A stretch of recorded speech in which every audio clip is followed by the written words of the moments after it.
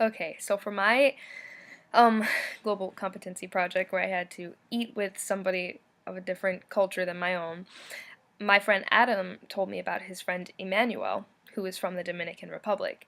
And I said, "Oh yeah, Emmanuel. I've met him a couple of times because when I was eating with Adam and some of my other friends, Emmanuel sat at the table with us a couple of times and participated in, our discussion, and so I remembered him, but I didn't really know him very well. So I said that's perfect.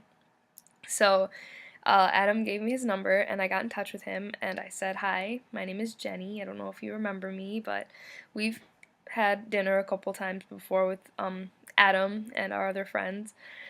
So I was just wondering if you wanted to get together and have dinner sometime this week." And he agreed. And our conversation was actually very nice. It was very interesting. We both learned a lot about each other and each other's cultures. And one thing that stood out to me, for he talked later on in the conversation. He was like, "I don't mind people calling me Emmanuel here," and I was like, "What do you mean? Emmanuel's not your name?" And he said, my name is Emmanuel, but in the Dominican Republic, it's pronounced differently. It's the same name, and it's spelled the same, but it's pronounced Emmanuel." And I was like, Emmanuel. And I kept trying to say it over and over again, and I eventually got it pretty right, but I'm not too good at it yet. But I thought that was really interesting. I mean, I didn't even expect that. I thought, his name's Emmanuel. I guess that's a an appropriate name for somebody from the Dominican Republic. But then he cleared that up for me. And so I thought that was really cool. It's obviously a huge cultural difference. And we also talked about another major thing that stood out to me a lot was in high school. When I learned Spanish, we always learned from the books, and he told me, like, for example, the phrase te amo, which in Spanish means, or in English means, I love you. They don't really use that phrase too much in his country. And I said, well, why? And he's like, well, because in the Dominican Republic or in Latin America, when you say you love something, like, it's completely different than when you say you love something in America. Like, in America, you say, like, oh, I really love this food, or I really love these clothes, or whatever, to, describe how you feel about something, how you, like, really like it, you say love. But in Latin America and the Dominican Republic, when somebody says they really love something, it means they genuinely love that thing or that person. So he told me that. And I remember learning in Spanish, te quiero and te amo both mean love, but te amo means, like, really love, he told me. And te quiero means, like, love, like, it means you really like something. And I didn't know that. He's like, yeah, that's something, like, in the books they mean the same thing, but, like, in real life they don't. And I was like, that's really cool. So he said, like, if you're gonna say, like, I love you to your friend or something, just, like, I love you, man, or something, you say te quiero. Or if you really love an activity or something, like he really loves baseball, say, like, te quiero. But when you, like, actually, like, really want to, like, express your love and your affection for somebody, you say te amo. So I thought that was really cool. I didn't learn that in Spanish in high school. So anyway, uh another thing we talked about was, I remember from, like, one of our previous encounters, and when we were eating with our other friends, he somehow the topic of, like, weight was brought up.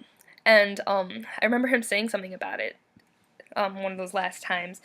So I asked him, and I said, Emmanuel, how do people in Latin America feel about, like, weight and, like, the way someone's body looks? And he's like, oh yeah, I remember talking about that. And so he told me that people in Latin America are they feel like really super skinny women, like supermodels, like unrealistically skinny. People in Latin America are not attracted to that. And I was like, really? And he said, yeah, people in Latin America like really love bigger, like full, thicker women. And I was like, that's really nice. And so he also told me about like how people in Latin America like think of women not as like objects so much as like he's learned when he came here, people here like almost objectify women sometimes. Well, obviously they do, but in Latin America, like apparently men view women, they don't like view them as any lesser, and they like treat them like, he says like they view that men view women as like princesses. And I like don't know if he was just trying to be like charming, but I thought that that was really cool. And he was like, so if you ever went to Latin America, the boys would be, how do you say? And I was like, flirting? He's like, yeah, they'd be like whistling and stuff. And I was like, hitting on me?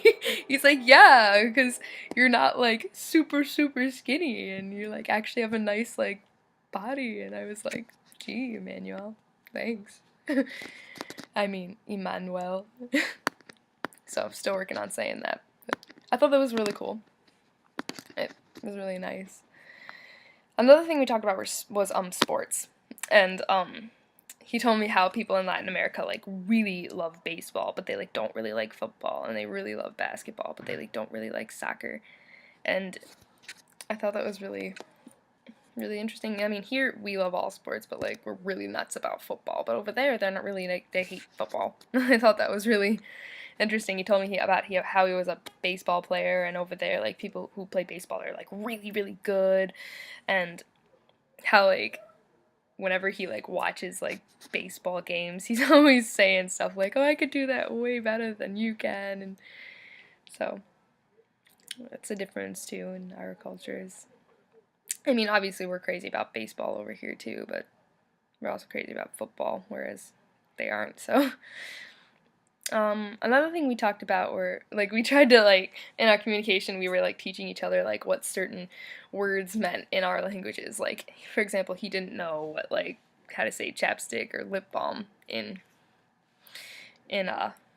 English, and so I told him, well, this is lip balm, and he said, oh, and I was like, but in America, and I don't know if they do this in other places, we sometimes like replace words with like, I really don't know how to explain it. I explained it like this. I was like, one major brand of lip balm is chapstick brand. So people here really don't refer to lip balm as lip balm. They say chapstick, even though chapstick is only one brand of lip balm.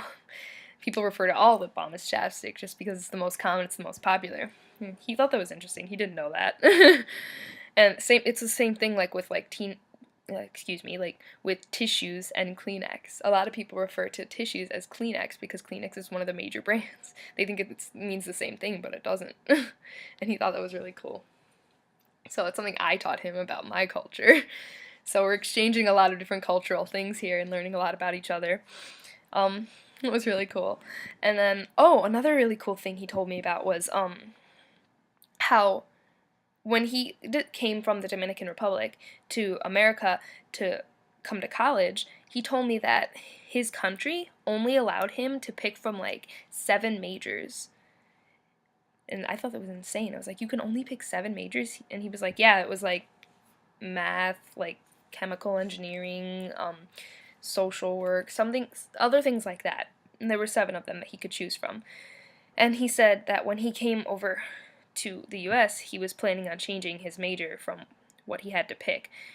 And I was like, why could you only pick from 7 majors? And he told me that the reason for it was because like the Dominican Republic only allows people to leave the country to go and study a subject that is like of interest to that country or will benefit that country. So like he can only go over to America to learn something that will benefit the Dominican Republic. And I thought that was weird. I mean, like I still don't know, like do other countries do that, or is that just his, or is that like Latin America, or and so yeah, I thought that was really cool. I had no idea. So yeah, our conversation was really cool. We learned a lot about each other and a lot about each other's cultures, and I really enjoyed the whole experience, and Emmanuel's a cool dude, and I hope that we hang out more. We plan on it, so it was nice meeting another person, becoming friends with another person. So, yeah, thanks for listening.